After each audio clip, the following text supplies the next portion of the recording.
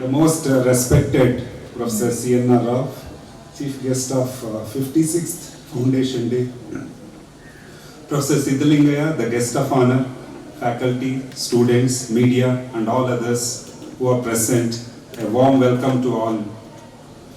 The Regional Institute of Education, Mysuru, the then Regional College of Education, was established in 1963 with the primary objective of qualitative improvement of school education through innovative pre-service and in-service teacher training programs and to undertake research, development and extension activities pertaining to southern region. RIE has established itself as an institute of repute in the area of school and teacher education. The institute runs courses from pre-primary to PhD levels. RIE has endeavored to shoulder the responsibilities and challenges generated by changes in the educational scenario of the region, consisting of states of Andhra Pradesh, Karnataka, Kerala, Tamil Nadu, Telangana, Puducherry and Lakshadweep. The Foundation Day of the Institute is being celebrated by way of organizing Sardar Panikkar Memorial Lecture, which was instituted in 1964 in memory of the valuable services rendered by the late Sardar Panikkar for the development of education in India.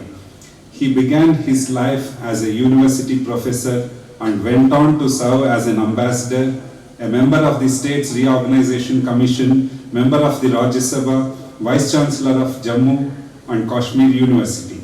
As the Vice Chancellor of the University of Mysuru, he evinced deep interest in the growth of Regional College of Education, Mysuru. Several eminent educationists such as Dr. V.K. Avirao, Dr. M.G.K. Menon, Dr. Raja Ramanna, Justice Saldana, Professor S.L. Bhairappa, Professor Rajiv Taranath, Dr. A.S. Kiran Kumar, Chairman ISRO, and others have delivered Sardar Panikkar Memorial Lectures at the Regional Institute of Education, Mysuru. I would like to now introduce our Chief Guest of 56th Foundation Day, Professor C.N.R. Rao. Born on 30th June 1934, Bangalore, received MSc degree from Benares Hindu University, PhD from Purdue University, DSc from Mysuru University. He is Honorary President and Linus Pauling Research Professor at the Jawaharlal Nehru Center for Advanced Scientific Research.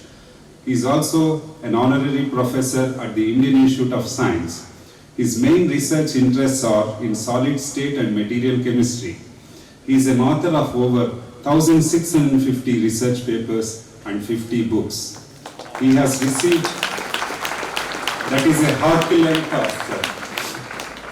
He has received honoris causa doctorate degrees from 79 universities, including Purdue, Bahadur, Manchester, Benares, Calcutta, Delhi, IITs, Bombay, Kharagpur, Kanpur, New Delhi, Guwahati, ISIS, Bhopal, Calcutta, Mohali, Pune, Northwestern, Notre-Dame, Novosibirsk, Oxford, Stellenbosch, Temple, Université Joseph Foy, Grenoble, Uppsala, Wales, Wrocław, Corn, Liverpool, St. Andrews, Canberra, Taiwan, and Desikottama from Vishwa Bharati.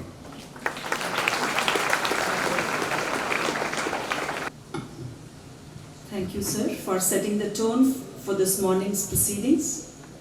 I humbly request our Honorable Chief Guest, Professor C.N.R. Rao, an Honorary President of JNCASR, Bengaluru, to deliver the Sardar Panikkar Memorial Lecture.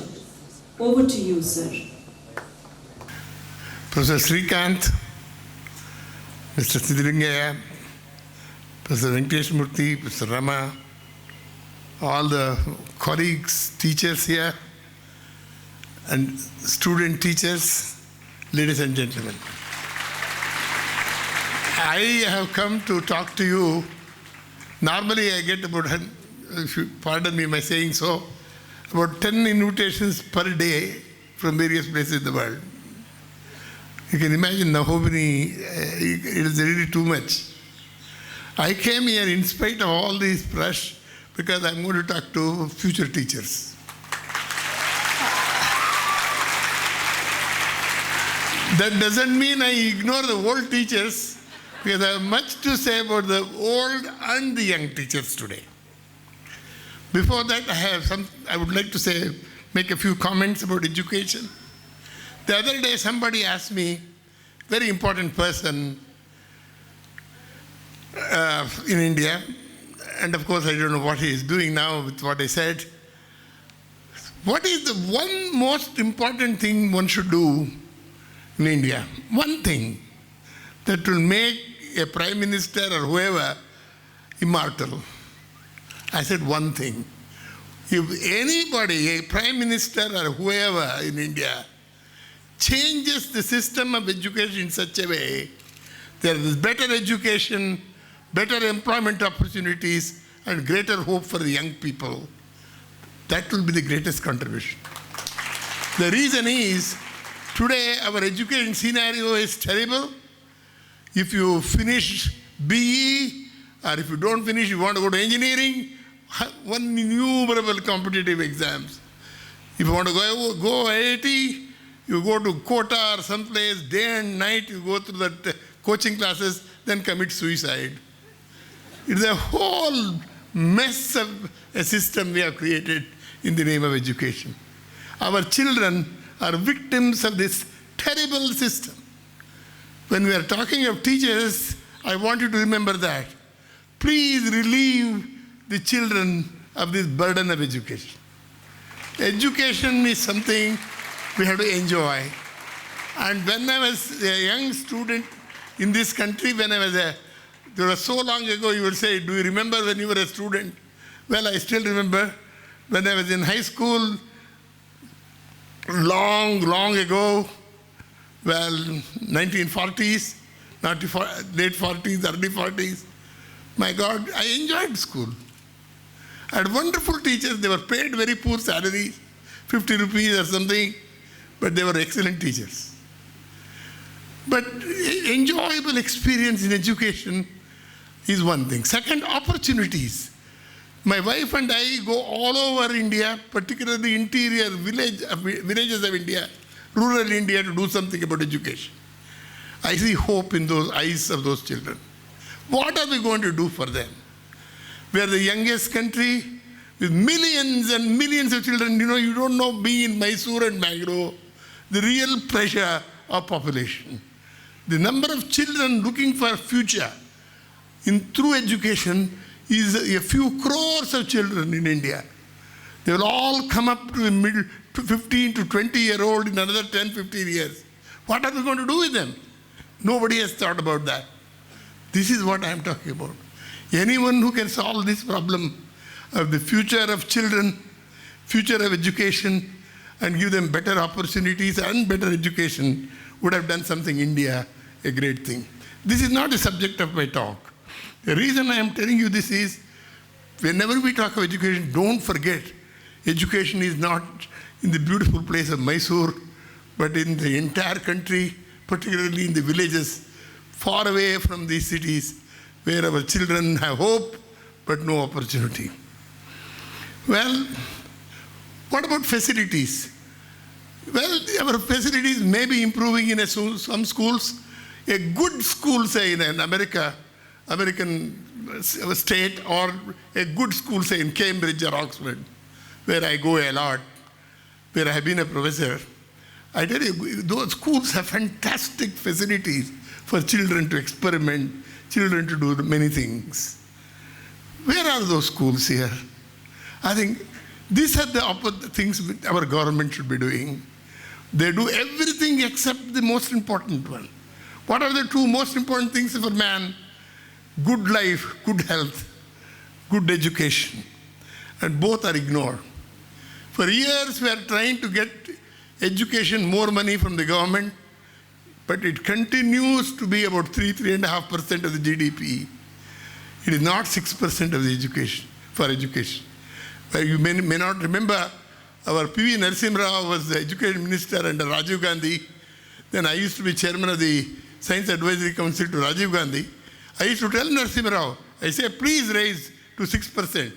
He said, yes, I agree with you, Professor Rao. So we wrote a national policy where Narasimha Rao said 6% GDP must go for education. But when he became Prime Minister, I met him once. What happened to that? Oh, no. You see, he had many reasons why it cannot be done, why he wouldn't do it. Nobody understands the importance of education, it looks like. Okay, leave that aside. Another thing I do not have been talking to Prime Ministers. One person who completely agreed with that was Rajiv Gandhi, or Manmohan Singh also. Don't use the word expenditure on education. Expenditure on science. These are not the right words. These are investments in education, investments in science. Because whatever you do for education is for future benefit. You are not educating children because you are making money. You are educating because the country will prosper through them. Well, many of you may not also know this. When Manmohan Singh was the Prime Minister, towards the end, unfortunately, I should have done it earlier, I was also chairman of the Science Advisory Council to that, Prime Minister at the time. Manmohan Singh I never disagreed with anything I said, I must say that. And I convinced him and went to the Planning Commission where all those friends were there, told them, let us declare the next decade as a year of teaching and teachers. And Planning Commission actually wrote in the document, if you see the previous government 4 years ago, that 1 decade of teachers and teaching. Why is that? Our teaching profession is not the most sought after profession in India. Our teachers not the most respected either, compared to a country like Finland, where both teaching profession and teachers are highly respected. So somehow that got lost, that declaration that teaching and teachers will be an important activity in India, important focus in India, that got lost. I hope somebody will again bring it back.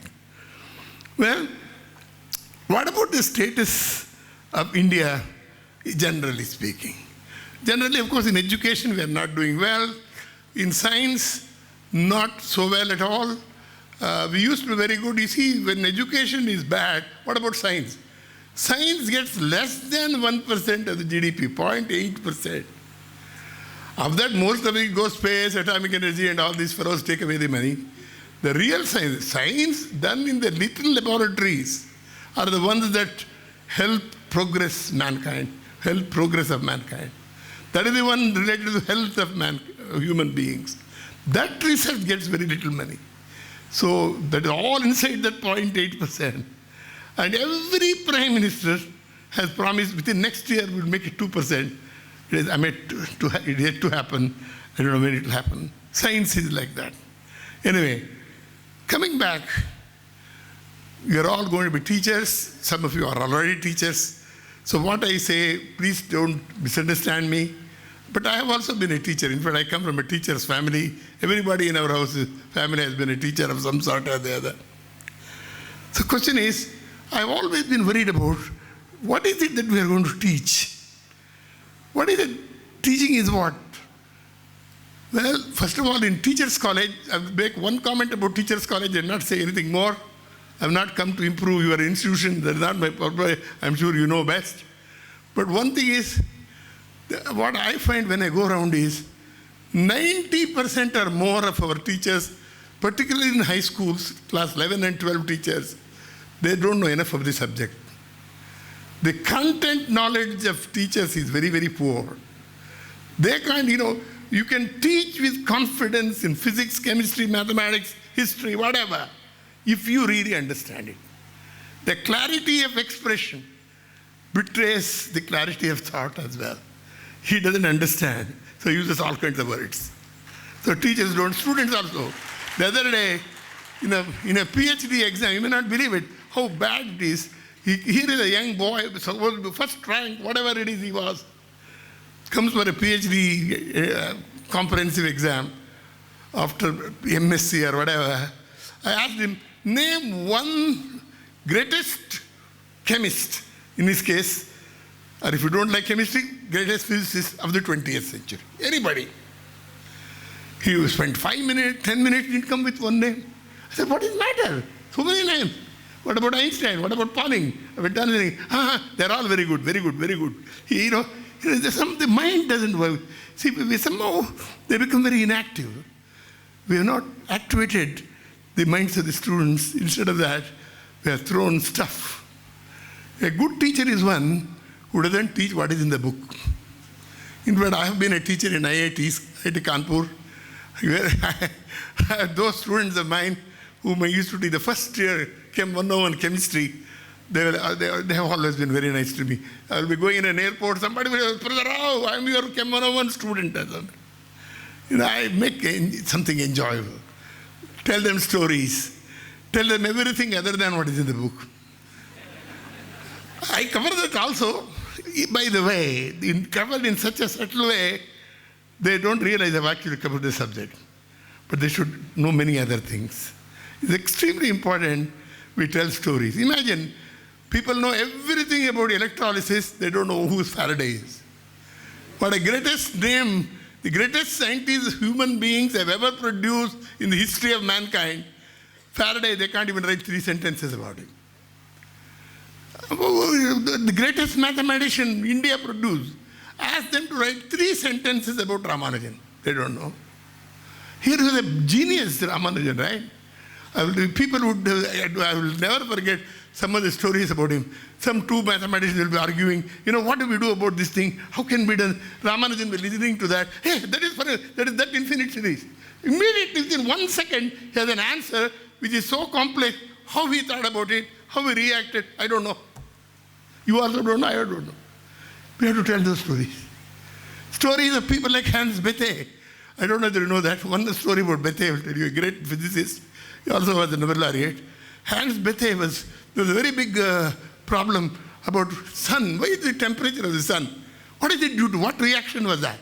There was a big symposium. There was a young Bethe, 24-year-old boy, who attended that.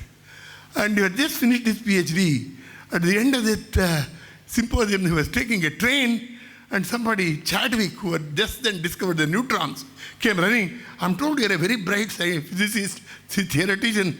Can you explain why this is? Sure, let me think about it. His train trip was 1.5 hours. At the end of the trip, he had written up the solution.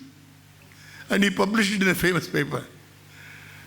Why don't we produce those minds? If we can't produce them, at least tell about those people in the classroom. So what we teach, therefore, it should not be in the book alone.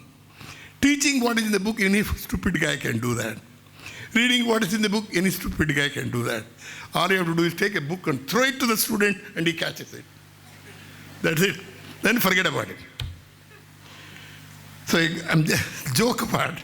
Seriously, it is extremely important to see education is enjoyment. And that can only happen to you. In fact, I used to do all kinds of tricks.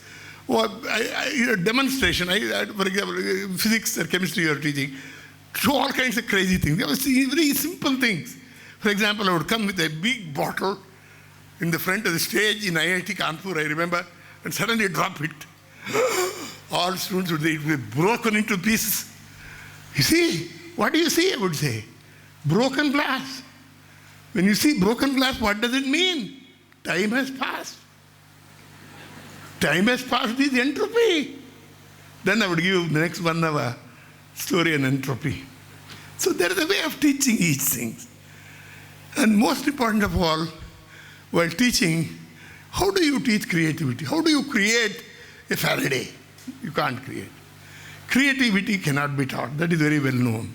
But what can be done is provide an environment or an atmosphere in your own classroom, if not in the entire school or an institution like this, an atmosphere where creativity blossoms. How come in the old days, Cambridge University, which is just a few square miles, produced more Nobel laureates than any other place in the world? Why? Is it because Cambridge, God came and blessed Cambridge, everybody will come from here, that will also get a Nobel Prize? No. There's a peculiar atmosphere of Cambridge University. It is no longer there as good before now. It used to be like that in the old days.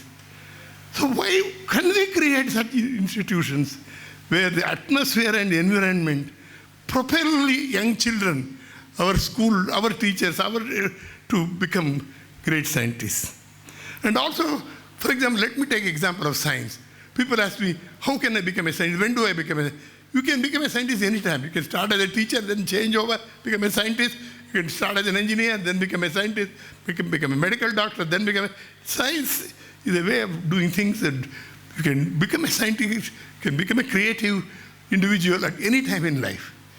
So don't wait for a degree or of a particular subject to be creative in that subject. No, most creative people in a particular subject don't belong to that subject. I hope you remember the great revolutions in physics, that chemistry, that biology that happened. Discovery of a protein, alpha helix, was by Linus Pauling, was a chemist. And the great discovery of DNA was by Crick and others. Crick was a physicist too.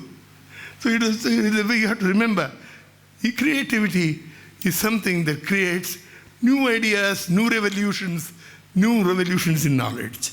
And that there's no time limit anybody can do. And we have to provide an atmosphere when our children can do that. Well, what did I do? A few words about myself. In my own life, I have got terrifically inspired by people.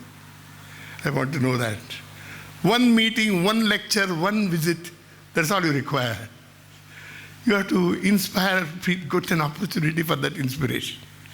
Creativity gets created, the creation of creativity, because of incidents of that kind. In my own life, I remember when I was a young boy, when I was 11 years old in Bangalore school, C.V. Raman gave a lecture in our school. My God, I saw that man holding onto his coat lapel, walking around like that. He used to jump around. My God, I said, look, I want to be like that. Never forget that. Even today, I remember C.V. Raman. Well, of course, much later, C.V. Raman became very fond of me.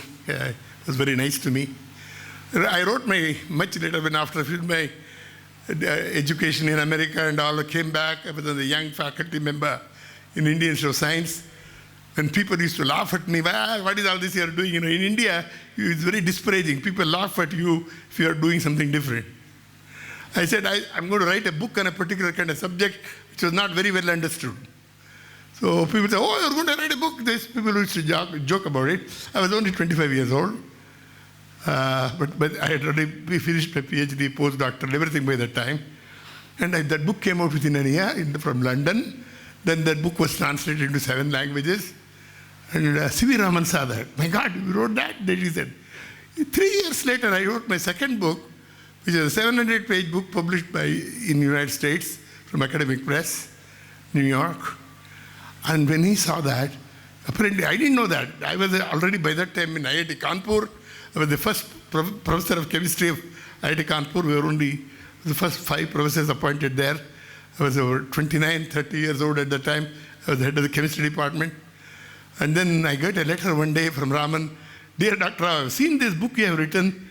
Anyone who can write this book must be a member of the Science Academy in India. Because I didn't know what to say. Next thing you know, he got me elected to Academy. I was hardly 30 years old. It's very nice. So what I'm saying is, I've had wonderful experiences seeing people, meeting people. And then, of course, the C.V. Raman, when he was 80 years old, I remember Vikram Sarabhai arranged a fantastic meeting in Ahmedabad. I was one of the speakers in that. Everybody in India was there in science. I remember still Ramana, Menon, M.G.K. Menon, everyone you can think of, G.N. Ramchandran. I gave a lecture also. Well, very good. Raman was wonderful after my lecture. Oh, very nice lecture. I liked it and so on. A few months later, I got a letter from Raman. Dear Dr. Rao, I would like you to come and give a lecture in the Indian Academy annual meeting. This was a few months, 1 year later maybe. That was in 1970, November. I was in Kanpur all the way. Those days, travel was very tough. Eventually came to Bangalore. There was a few people in the Academy meeting. The front row, as usual, Raman was sitting. I gave my lecture on the structure of liquid water. Oh, he was so happy after the lecture. Then there was a coffee break. After the coffee break, Raman went on shouting. Raman had a style of talking very loud. And he had a tremendous courage. He would say whatever he felt like. He never cared who was there, who was listening. He was saying, Professor Rao, why is it India is in such a bad shape in science? Everything I know, India is not doing well. Why is that? I think by now, India would be number one in the world. It is not in the world. I'm very unhappy about that. In fact, I'm now going to be soon 85 years old. I feel the same way. And nothing has changed after so many years. Raman, 3 weeks after that incident, Raman became ill and he died. So in my life, what impresses you, what makes an impression on your life is this. You meet this person, he talks like that, you talk to him, 3 weeks later, somebody like that, he just died and that was the end of it. Somehow Raman made a big influence. There are many people who made an influence. I used to always remember a very famous professor when I was a postdoc in University of California in the year 1957, Professor Hildebrand. He died at the age of 104. The year he died, he published 4 research papers. At the age of 104, 103. Don't forget. And Hildebrand, once, that interview is very famous, but I myself had also asked him, Professor Hildebrand, you must have seen thousands and thousands of students in California. How did you inspire them? What did you do to them? Everyone remembers your name. Everyone knows Hildebrand. I did nothing. At best, I may have guided a few. I hope I didn't misguide anybody. That's all he said. The reason is very important is, we as teachers never have pride on our heads, become very proud, thinking that we have really saved mankind. We have saved the student. Nothing. Students will come up. If possible, you can help them a little bit. You can be a great teacher, help them to become creative, but don't take any credit for it. The most selfless job of a good teacher and a good doctor, and same also a good scientist, is not to claim that he did or she did whatever that was that they actually did. No credits for that. That is your job. Hildebrand always says, I did my job, that's all. I think that is the wonderful attitude we should have. Do it. It is the most noble profession, teaching. You give everything you have to these wonderful students you see. Don't expect anything in back. In fact, there are many stories even in Indian Upanishads about the story of a teacher who never gave everything he had. You know that story about this man who keeps going around looking for the ultimate knowledge.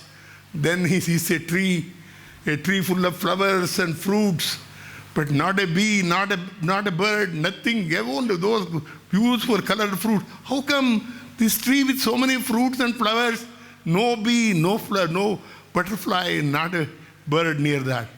He asked that somebody going there, how come nobody touches those fruits?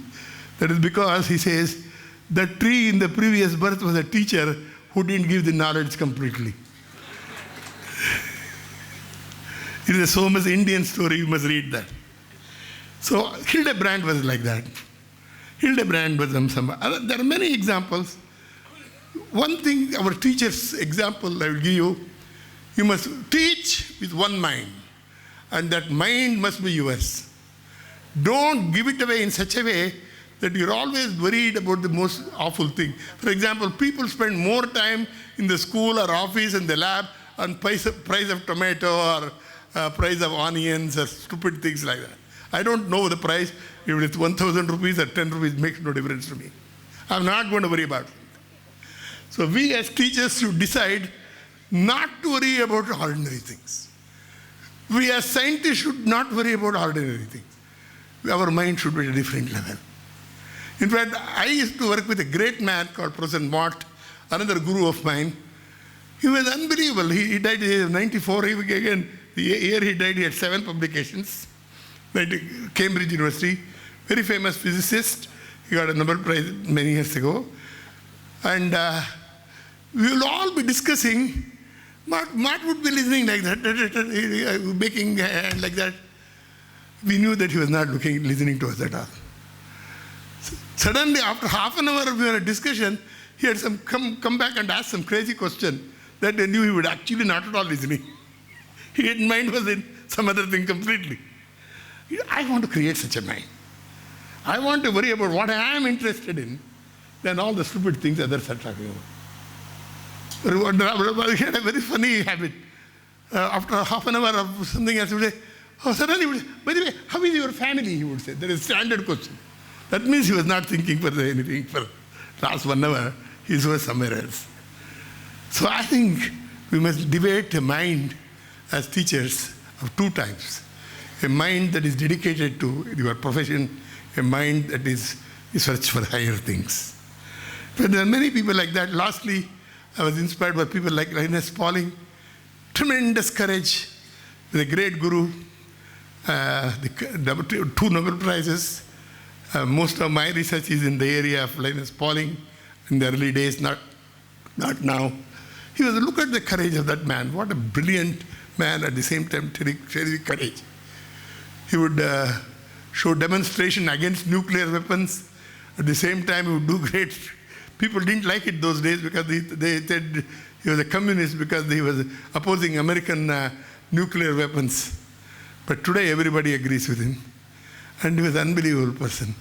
He wrote so many wonderful papers, new ideas, the number of things he did. Tremendous courage. And, I would like to develop a personality like that. I'll give you one example. In 1964, accidentally I was in Washington, D.C. I was going there. There I saw Linus Pauling with a placard in front of the presidential house. No nuclear testing. I went and shook hands with him. He remembered me. And the same evening after that, he threw away everything, put on a new jacket, went inside the president's house. There was a big party the President Kennedy gave to all the Nobel laureates of US. He went inside and enjoyed the party. He was like that. I think that is the kind of personality that is good for teachers. Not take anything, water flows out, we become hydrophobic, water doesn't stick. We should become like that. I think I would like to close my talk. What I have tried to say is, teachers need to have a mind where their personality is such, they create a new generation of students. What we give to young students is not stupid knowledge that is already everywhere, but we give them how to think, a style of life, how to walk, how to behave, how to treat others. That is what we teach. In fact, what we give out to a young generation is not to pass on a book, but pass a tradition. It is the tradition passing, that is why we are teachers. You are the transmitters of tradition, transmitters of knowledge. Knowledge idiots can transfer. Teachers, we teachers are going to transmit traditions to future generations. Thank you so much. We are thankful to you, sir, for your valuable insights.